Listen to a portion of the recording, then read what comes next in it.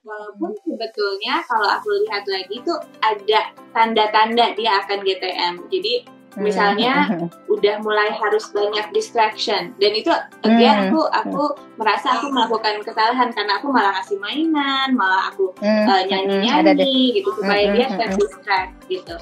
Aku sama suami sih prinsipnya Dok membebaskan anak, jangan sampai dia dikasih batasan-batasan. Jadi misalnya sekarang kan dia lagi fase ingin explore seisi rumah.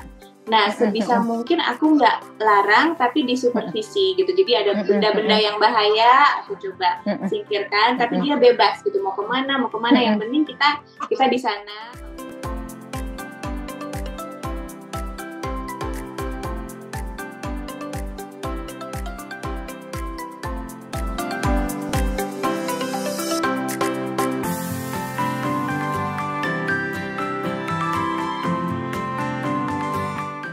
Dia si cantik. Selamat sore, halo, aduh cantik banget. Terima kasih ya mau di sini ya. Dari pagi, dari kemarin. Iya, ini dalam rangka Pekan Menyusui Sedunia, Rianti ya. Jadi breastfeeding week. Iya. Saya mau bertanya supaya karena seringkali di kamar praktek itu ibu-ibu bilang gini, saya pengen seperti anaknya Rianti itu loh Dok, kok bisa ya ini itu gitu. Ya itu salah satu yang membuat saya juga mengamati ya, karena Kararos itu kayaknya itu bakatnya nyanyi, ngoceh banyak, kok pede, gerak sana gerak sini. Itu pasti kan nggak semua ibu atau nggak semua anak mampu melakukan, tapi mungkin juga dia mampu melakukan karena dikasih kesempatan. Kita mulai dari proses menyusui ya, Rianti ya. Yes, Rianti waktu mulai menyusui itu kan tidak mudah ya, karena sempat terpisah selama berapa hari tuh, Rianti? Kalau nggak salah 4 atau 5 hari, cukup lama loh Dok. Aku juga kan cukup lama. Dokter Tiwi pertama kali yang di NICU, iya 4-5 hari ya. Iya, aku 4-5 hari. Iya, pertama kalinya itu aku bersyukur banget, soalnya kan waktu lahir nggak sempet IMD. Iya. Yang 4-5 hari terus aku harus pumping, itu bener-bener aku galau, stres segala macam. Air mata pasti mengalir ya, air mata ya. Sampai semua suster di NICU bilang kan, aduh ibu jangan nangis terus, nanti asinya nggak keluar. Tapi thank God, ini cuma kuasa Tuhan. ASI tetap lancar, terus pertama itu kali luar biasa. Langsung latching, langsung pinter ya. Iya, langsung. Padahal matanya tertutup kan, karena waktu itu juga masih kuning, jadi banyak tantangan lah waktu itu. Tapi aku bersyukur banget bisa latching, terus thank God sampai sekarang lancar mengasihi. Ya, langsung menyusu ya. So grateful. Iya. Tapi langsung menyusui selalu ya. Ya.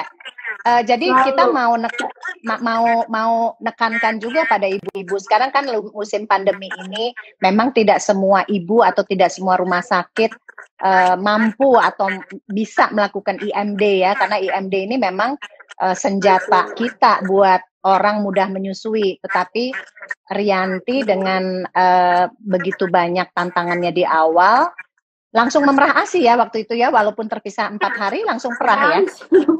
Langsung. Iya, kalau langsung perah ASI. Aku dibantu suster laktasi. Iya, laktasi, terus dapat ASI-nya langsung dikirim ke NICU, terus malamnya aku sampai hampir nggak bawa alat pumping karena rencananya kan mau langsung di BF aja. Langsung kan. di BF ya. Sebagai precaution, langsung aku baca manualnya, di pumping, dapat ASI-nya. Terus ya udah turun ke NICU itu setelah hari keempat. Jadi tiap 2 hari jam keempat, ya. Kan dikasih opsi kan, iya mau pakai pakai selang.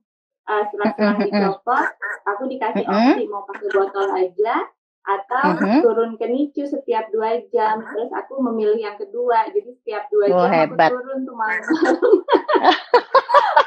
Hebat ya. Ya, itu saya selalu bergetar pada ibu-ibu yang mau melakukan itu, dan kita sebetulnya sebagai tenaga profesional yang membantu menyusui itu, kita juga sangat sedih kalau ibu dan bayi sampai terpisah sebetulnya ya. Dan kalau Rianti sama ketemu bayi itu seneng, kita juga di dalam hati itu hatinya bergemuruh. Jadi artinya ikut seneng sebetulnya ya. Jadi bersyukur banget gitu. Nah sekarang kita masuk ke dalam, kan sudah sampai, iya sama-sama itu kita kewajiban kita sih ya. Kemudian setelah sampai di rumah ya, itu berapa lama begadangnya gitu, masih ingat nggak? Begadang terus harus netes, masih ingat banget. Saya tadi ngelihat, dari 2 bulan ya. 2 bulan ya.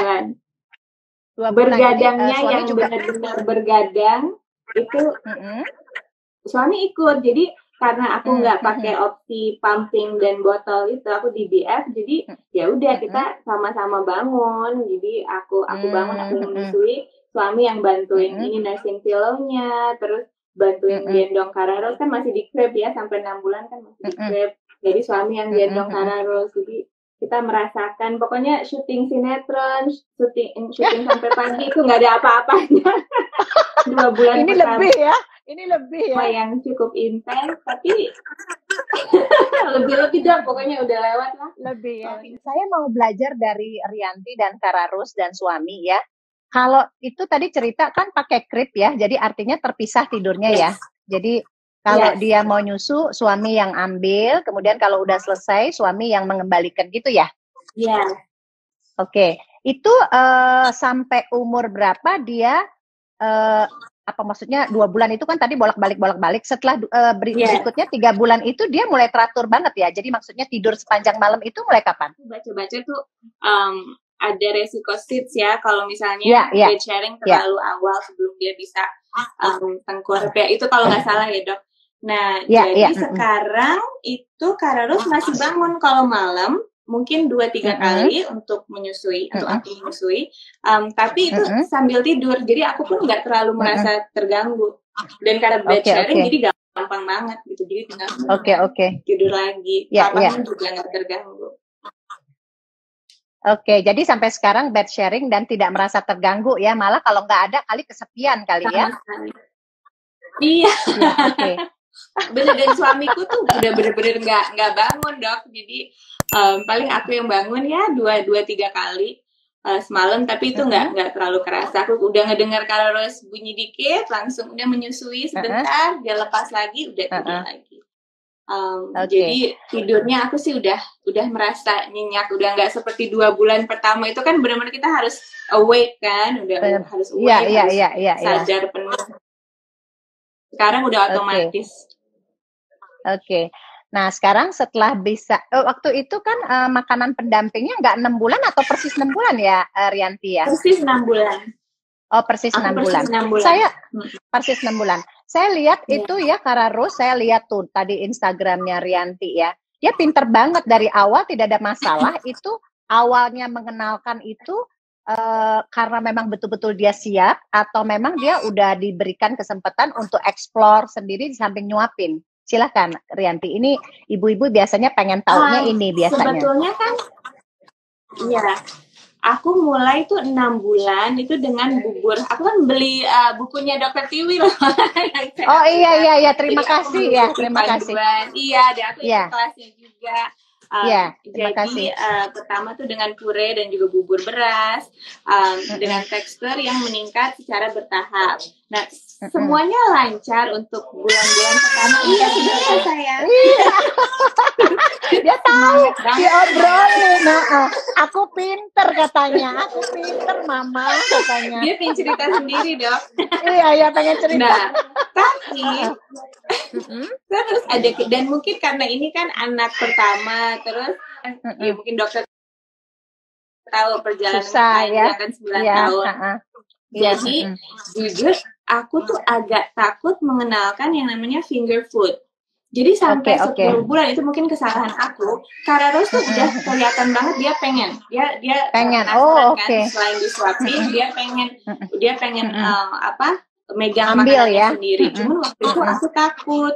Jadi finger food yang aman pun aku nggak kasih sama. Terus sekarang aku sadar Nah, di bulan ke-10 tiba-tiba Kararos GTM total. Oh, jadi, ada ya? Ada fase itu ya? Sekali. Ya, benar-benar itu Dok. Aduh, pokoknya masalah hidup yang lain lewat. Kalau anak GTM itu bisa sampai nangis, sampai nggak bisa tidur. Jadi Kararos benar-benar menolak untuk disuapin. Nah, itu selama berapa hari berturut-turut? Ya mungkin 3-4 hari. Ya, 3-4 hari tuh aku benar-benar aduh, pusing banget, stres banget di saat waktu makan. Mau nggak mau, aku jadi harus mencari feeding alternatif seperti apa. Nah, banyak teman-teman aku yang melakukan baby led weaning, yang aku sebetulnya awalnya tidak terlalu tertarik gitu. Pengennya ya udahlah puree aja as long as possible. Even though sebetulnya itu nggak terlalu bagus kan. Ya. Nah, mau nggak mau aku harus cari informasi. Akhirnya aku baca blog, aku baca buku, ikutin website, terus ada Instagram yang menjelaskan soal itu. Aku memberanikan diri, aku pelajari safety-nya dulu. Aku memberanikan diri memberikan finger food. Ya, ternyata ini emang Kararos tuh sukanya makan sendiri, Dok. Oh, jadi, iya makanya langsung jadi setiap bayi mungkin berbeda ya. Berbeda-beda. Iya, jadi dari awal dia langsung sangat pede banget, pede mengunyah. Mamanya yang deg-degan kan ngelihatnya. Tapi karena aku yaitu cari informasi tentang safety, nonton video sama suami, jadi ya kami memberanikan diri dan aku pilih makanan yang menurut aku lebih safe.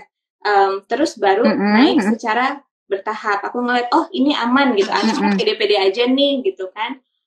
Terus dia mau makan ini, terus dia mau pakai utensil, dia mau ini, dia suka ini, terus aku perhatikan alerginya juga. Misalnya awal-awal dia kalau makan telur suka agak bercak-bercak merah-merah. Oke. Nah, jadi aku merah-merah. Tapi kemudian setengah jam kemudian hilang. Nah, jadi aku stop dulu, tapi pelan-pelan aku berikan lagi. Lama-lama nggak ada alergi. Dan sampai sekarang dia suka banget, dia suka scrambled eggs, dia suka dairy, semuanya suka. Dan thank God udah mulai mau disuapin sedikit. Jadi sekarang kombinasi. Oke. Saya mau mundur lagi ke belakang ya, Rianti, karena sebetulnya nggak ada yang salah sebetulnya ya, tetapi memang biasanya kalau anak udah kepingin ngambil-ngambil sendiri, itu sebetulnya kan momen yang sangat pas buat kita belajar, buat dia mengeksplor dengan dia makan sendiri tetap sambil kita suapin. Nah, itu terjadinya dari awal pengen makan sendiri itu atau udah umur 7-8 bulan? Biasanya kan 8 bulan itu kita minta belajar finger food gitu ya. Itu kalau si Kararos itu pengen ngambil itu dari awal atau udah beberapa bulan sih? Kalau aku lihat video-video lama yang dari awal dia MPASI 6 bulan, itu dia udah reaching dari awal. Reaching for the spoon, dari awal, dari awal ya. Makan sendiri, cuman aku yang sering menepis gitu kan. Aku yang sering memang kebanyakan orang tua takut. Iya, sampai aku sebetulnya kehilangan momen di usia 7-8 bulan itu ya, yang sebenarnya udah bisa mulai pelan-pelan introduce finger food, sambil disuapin juga. Karena aku takut, jadi aku nggak sama sekali gitu. Aduh, takut gitu kan. Gagging tuh nggak tahan. Padahal sekarang aku tahu itu sebetulnya respon yang normal. Iya, takut. Jadi berat badannya sekarang berapa ya si Kararos? Beratnya berapa sekarang? Terakhir aku timbang itu minggu lalu 9,7 kilo. 9,7 kilo. Keren ya. Nah, keren sekali ya. Iya. Ya lumayan. Kalau sekarang saya aku agak lega. Ya, udah maksudnya dia mengejar walaupun ada GTM-nya ya. Nah, sekarang saya mau tanya ya, biasanya waktu GTM itu kan stressful banget buat ibunya, buat ayahnya atau buat keluarga. Biasanya saya lihat ya kalau waktu GTM itu baliknya ke nyusu lagi, GTM-nya jadi panjang banget. Nah, waktu GTM itu apa yang Rianti kerjakan saat menghadapi si Kararos GTM itu? Silakan. hari pertama kedua GTM sih aku banyak nangisnya sih dok, jujur. Aku kayak bingung banget kan, kenapa, apa yang terjadi gitu. Soalnya tadinya dia oke-oke aja gitu kan. Walaupun sebetulnya kalau aku lihat lagi tuh ada tanda-tanda dia akan GTM. Jadi misalnya udah mulai harus banyak distraction, dan itu again aku merasa aku melakukan kesalahan karena aku malah ngasih mainan, malah aku nyanyi-nyanyi gitu supaya dia terdistract gitu. Sebetulnya mungkin kalau dia lebih fokus ke makanannya itu akan lebih baik kan. Jadi tondo-tondonya tuh udah ada sebetulnya. Udah ada. Tapi kemudian ada yang dia benar-benar GTM total. Dicoba aja nggak mau, terus dia nangis, terus aku nggak mau maksa juga kan, aku mau pengalaman makan itu sesuatu yang menyenangkan gitu, bukan sesuatu yang menyiksa. Jadi hari pertama kedua mungkin aku nangis terus aja dok, bener-bener bingung blank gitu kan. Terus kemudian aku nanya-nanya sama teman, aku nanya sama teman-teman di Instagram, dan ya thank God aku dapat masukan yang sangat positif. Aku diminta ini coba follow ini, coba baca ini. Jadi aku dapat pencerahan dari situ. Setelah kasih finger food, dia langsung ngambil, terus dia makan. Jadi itu mungkin ya step-stepnya cari informasi. Kalau perkembangannya dia itu tidak ada masalah ya Rianti ya, dia bisa. Saya lihat sekarang udah gagah banget merangkaknya, udah berdiri begitu, merangkaknya udah gaya banget gitu ya. Itu step-step yang dikerjakan itu memang dilatih buat menstimulasi atau dia bisa aja gitu? Silakan. Kalau aku sama suami sih prinsipnya dok membebaskan anak, jangan sampai dia dikasih batasan-batasan. Jadi misalnya sekarang kan dia lagi fase ingin explore seisi rumah. Nah sebisa mungkin aku nggak larang tapi disupervisi gitu. Jadi ada benda-benda yang bahaya aku coba singkirkan, tapi dia bebas gitu mau kemana. Yang penting kita di sana. Kalau berbahaya langsung langsung kita selamatkan harusnya. Tapi she's very curious. Jadi kita ya udah membebaskan aja. Dan terus kasih stimulasi. Dan kalau misalnya ini aku baca ya, anak lagi fokus ke sesuatu, misalnya sekarang dia lagi suka ngoprek-ngoprek buku-buku gitu kan, beberes gitu kan, buku-buku semuanya dia keluarin, itu nggak aku larang, jadi aku biarin aja. Memang pasti berantakan, tapi itu kan demi her learning process ya. Dengan makanan pun seperti itu sekarang. Aku kan sebetulnya agak sukanya semua rapi gitu kan. Tapi semenjak punya Kararos, aku tahu ini justru dia belajar di situ. Kayak makanan kan, kadang dia belum tahu ini makanan, mana yang mainan. Jadi kadang dia suka megang aja, suka ngeliat ini apa, tekstur apa. Jadi aku biarin aja. Biar rasa penasaran itu ya udah biar dia bisa develop. Jadi nggak mungkin aku sama suami nggak banyak ngelarang aja sih sekarang karena dia lagi fase explore dan belajar. Ya. Nah kalau tentang disiplin ya itu kita biarkan saja atau memang udah waktu-waktunya ada makan kemudian ada tidur? Aku ada tapi schedule yang loose, nggak terlalu kaku, tapi harus tetap ada schedule. Jadi misalnya bangun pagi karena minum vitamin, terus sejam, sekarang sih udah mau berhenti vitaminnya karena udah lebih dari 1 tahun. Nah sejam kemudian sarapan, tapi aku nggak terlalu matokin, misalnya dia harus habis gimana, enggak. Yang penting dia tahu ini jam makan, aku juga makan, suamiku juga ikut makan, jadi dia tahu ini tuh jam makan gitu. Udah itu baru dia relax sebentar, dia bisa main-main. Nah sekitar sejam setengah kemudian pasti dia mau menyusui. Jadi menyusui terus itu nap yang pertama. Nah dia bangun. Kalau mataharinya bagus moyan keluar. Terus main baru mandi. Jadi mandinya agak siang ya. Agak siang. By pandemi. Oke. Nah, saya kan seringkali mendisiplinkan orang tua tentang pengenalan gadget atau screen time. Kalau Yes. Kara Rose ini ada waktu itu atau strict atau loose juga, Rianti? Oh enggak, kalau screen time sih aku sama suami sebetulnya komitmennya tuh no screen time sampai umur 2 tahun, karena itu yang aku dengar ya. Ya, betul. Tapi Kara Rose tuh suka banget sama BTS, suka satu video klip BTS gitu. Jadi sometimes kalau dia dengar lagu itu kita mainin, tapi kita ada batasan cuma sekali gitu, sekali, tapi nggak tiap hari. Jadi mungkin seminggu. Aduh ini dia lagi suka banget nih gitu. Aku lebih suka dia dengar lagunya aja gitu kan. Tapi kadang dia suka ngeliat si dance-nya. Oke, nggak apa-apa. Tapi komitmennya tuh no screen time sampai umur 2 tahun. Apalagi kayak misalnya kan suka ada program buat anak, itu sih aku nggak lakukan sampai nanti dia 2 tahun. Ya, itu memang sebetulnya yang baik ya, karena sebenarnya kalau kita lihat di masa pandemi ini kan memang banyak orang bekerja dengan laptop, dengan itu di rumah ya. Mungkin juga orang tua yang bekerja nih, saya nggak tahu kalau Rianti dan Cass mungkin punya komitmen sendiri ya.